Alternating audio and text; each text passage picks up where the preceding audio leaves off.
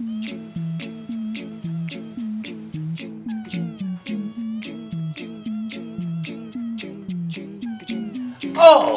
hello there. My name is Jamez and welcome to another generically generic top 10s list.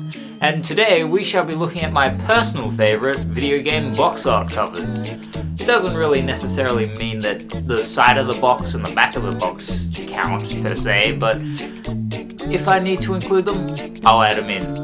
So anyway, let's get this list underway, shall we? Brilliant. She always goes back to sleep.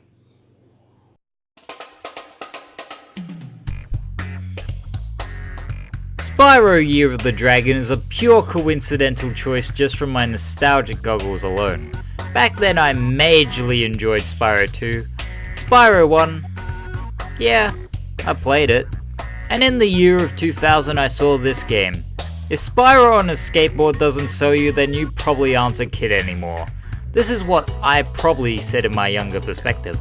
Mom, it's a new Spiro game. Could I get it please? Look, there's Spiro, and he can ride a skateboard, and there's a new characters you can play as. I know this one, that's Sergeant Bert. I played him in the demo disc at home. And there's a monkey and this thing. Then I'd flip the case and prove that it is the best platformer game ever. Bar none. And then the continuation of my praises and worships of this game resumed. Of course the game was expensive, so it'd be a no from mother. But hey, it's in my hands right now, which is splendid. I do understand the American cover looks different and much more flamey, but I get a kick out of looking at this cover much more. Seriously, nostalgia took this spot. Bar none.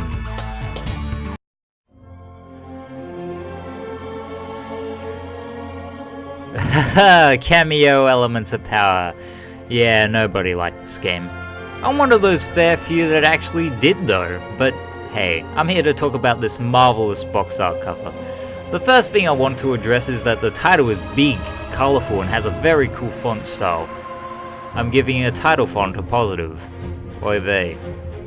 Anyway, the thing you can't take your eyes off is either the top with the creepy main orc villain fawn lingering over the main heroes, or you're looking at the heroes of this game. Cameo, yes her, the title is her name. She looks awesome and all she's doing is holding a ball of light. Why I like this cover is that it shows the bizarre and deadly cast of the game, a nice vibrancy of mystical colours and small side backgrounds. It'd have been cool to add all of the characters in the image, although I probably would have found it to be a bit more crammed then. So yeah, a nice cover indeed, and the game shouldn't be judged for that reason. Keep that into consideration.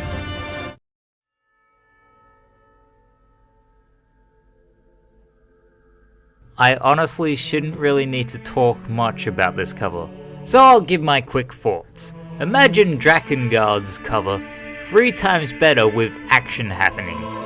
Yeah, also I have seen the other covers of Dragon's Dogma, and they are decent, but this blows them out of the water. Or fire. Whatever. On to the next one.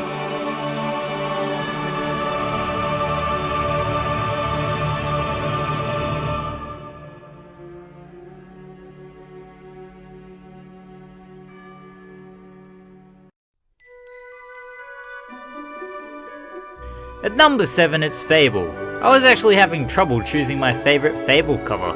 This one, Fable 2, Fable 3, or Fable the Journey. Okay, maybe not so much the Journey. I like the Fable covers a lot, but because I could only choose one, I decided to go with the original Fable. The first time I witnessed this cover, it was immensely intriguing. It shows a glimpse of what can be accomplished within the game. Are you to be a hero, or will the evil inside you take over? It's like the scene from Lord of the Rings where Smeagol talks to his reflection, just less sadistic and crazy. Fable 2 is the same style of the first, but instead of your evil self in the reflection, it's a big demon. It's cool, but the hero doesn't look like he cares of what he could become, so he looks at us. I love the look on this hero's face. He's just like, that's me in 5 years, holy moly, I'm a beast. That evil reflection is terrifying. He stares at you, dauntingly. He's obviously evil. The background color of red with a glow of orange-yellow is a nice texture, and I love this glowing outline of the hero which helps him stick out. And the title is planted wondrously. The back of the box is also great. It shows what you can be, the different places, enemies you'll encounter, and a short amount of information which honestly rubs itself in. An RPG unlike any you've ever dreamed of. Okay. Oh, and you can't go wrong with belittling living legend. Belittling. Anyway, a great cover that could be pretty much poster worthy. I just need to make more room.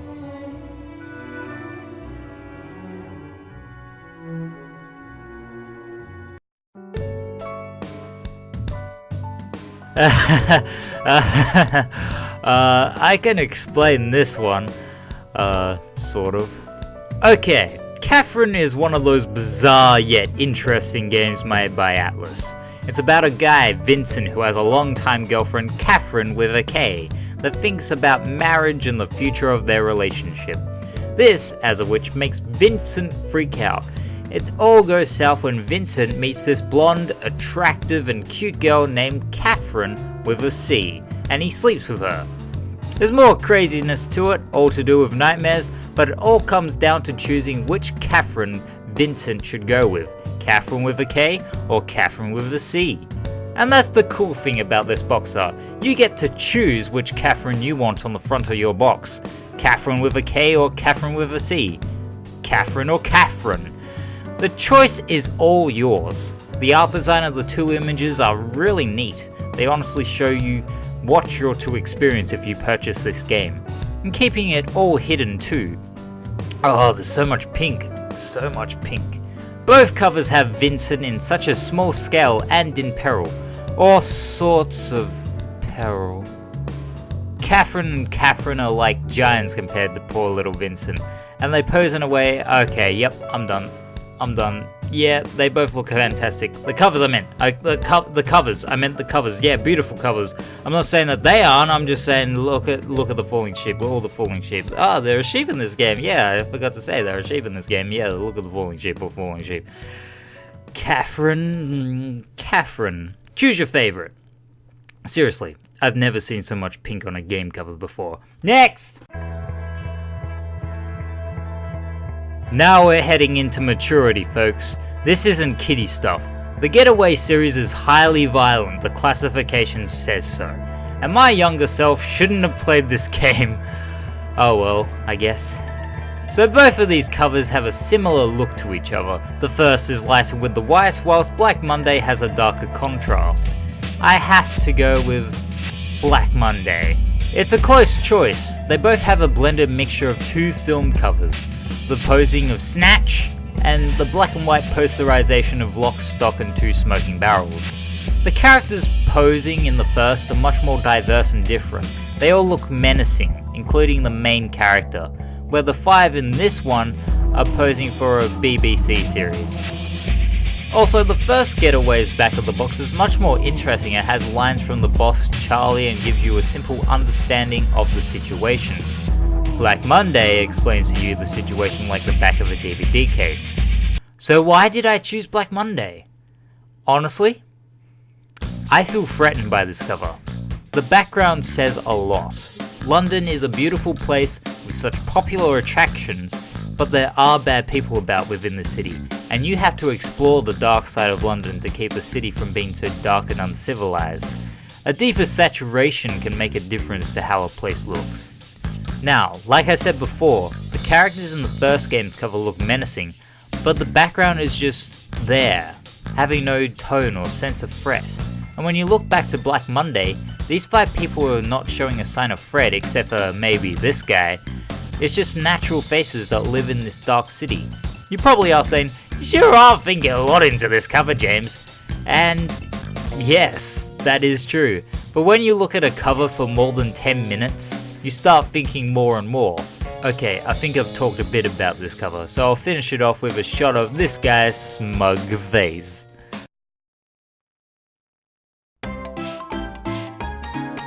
Okay, imagine a 5-year-old me walking about in a video store and coming across this game.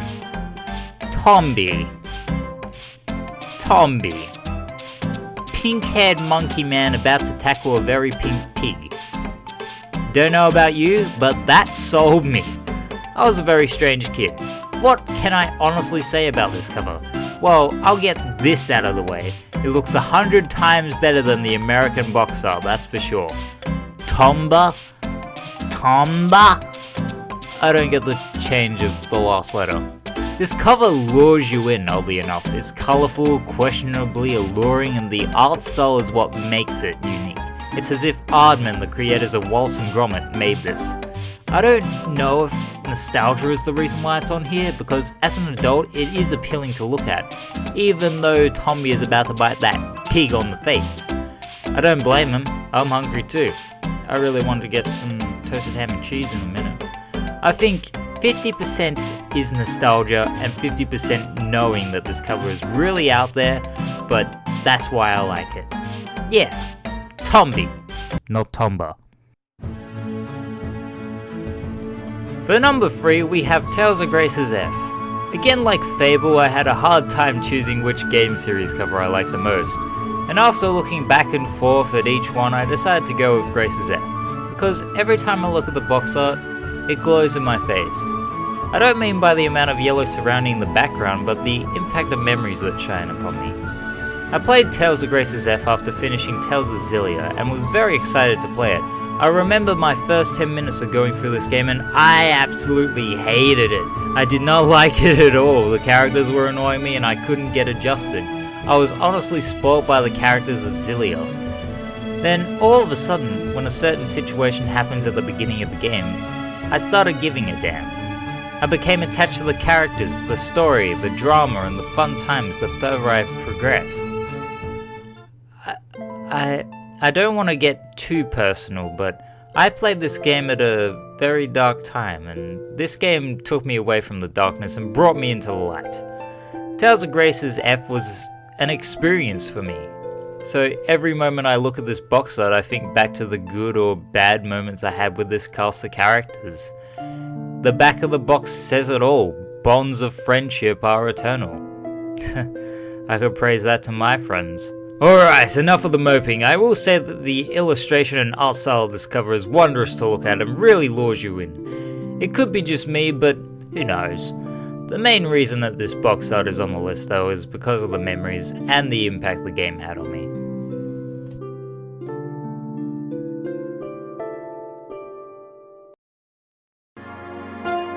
Oh good gravy, it's Shenmue 2. This is a great cult favourite of mine that oozes with atmosphere and feels like playing a movie. Yes, playing a movie, not watching a game, yet there is a DVD movie for the first game. Anyway, I didn't know much about Shenmue till 2009, where I watched a short retrospective on this X360 magazine DVD. Hello and welcome to an X360 retrospective feature on the one and only, don't slam the desk, the one and only Shenmue. As a Nintendo fanboy, I never had this as a child. I recently played Shenmue 2 on the Xbox. I lasted 12 minutes before I thought it was the most boring game ever made. But it's not. And I turned it off, Dave Shaw, 1 second. So, with that in mind, I will now pass you over to Dave Shaw, who will sell you the delights of Ryo Hazuki, who's going to tell you why Shenmue is brilliant. Also, for fans of the series, please don't kill me. After seeing the footage of Shenmue 2, I wanted to buy it, but considering it was the year of 2009, copies of this game were extremely rare to find. The prices online were out of my wallet district, and video game stores contained less and less stock of original Xbox games by the day. One day, in the year of 2010, I walked into the store Game, which is sadly no longer in Tasmania, and I was strolling around the shelves of the 360 games, the PS3 games, and the Wii games. Then all of a sudden, I came across a bargain bin filled with original Xbox games, all valued at $5 each. There were games that I either already had or they were sports games, but underneath them all was Shenmue 2 for $5. It was an immediate purchase, and I remember the ride home looking at this cover and beyond, expecting greatness. This box art is like a movie poster. I know I'm comparing it to a movie a lot, but even the back of the box does. Ryo Hazuki poses as if to say, "This is the real deal now. My sequel means business." I love it. I know a good pose when I see it. My favourite thing about this box art is the villain Lan Di. Oh my, foreshadowing much? The blending of the shadow with the reflection of the light coming from his left is really amazing and makes Lan Di much more of a threat.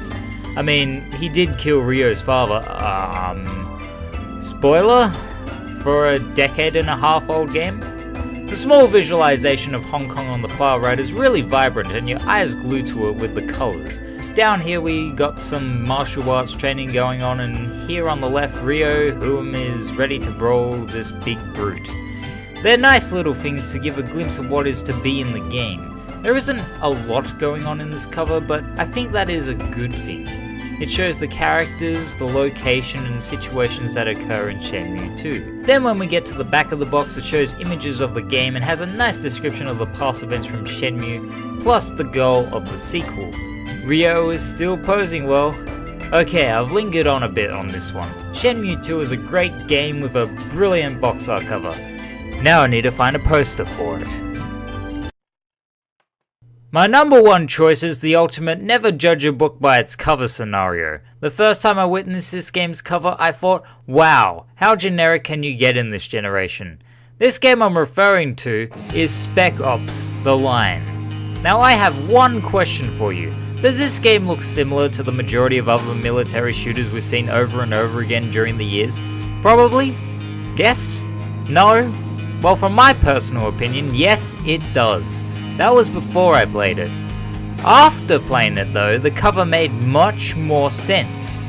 This is a depiction of descending into madness and the effects of going through a crumbling, desolate wasteland with almighty horrors.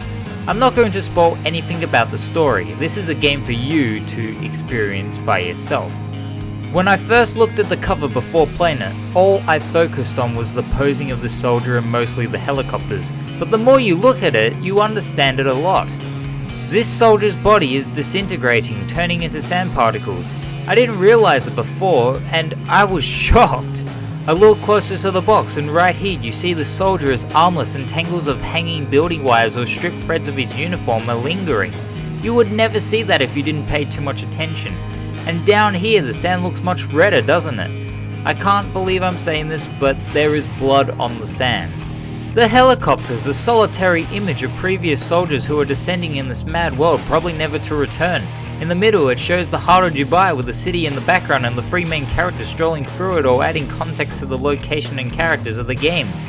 The last thing I want to mention is not really awe-inspiring, but look at how blue the soldiers' eyes are. I could not visualize this cover how I originally did. It's impossible. One thing I do want to talk about is the back of this box. It is horrendous. Look at how much of this pointless information is taking up space. That could have been chucked into the manual. These small images of the game don't present the game well enough. It's as if they slapped a couple of random screenshots without any care.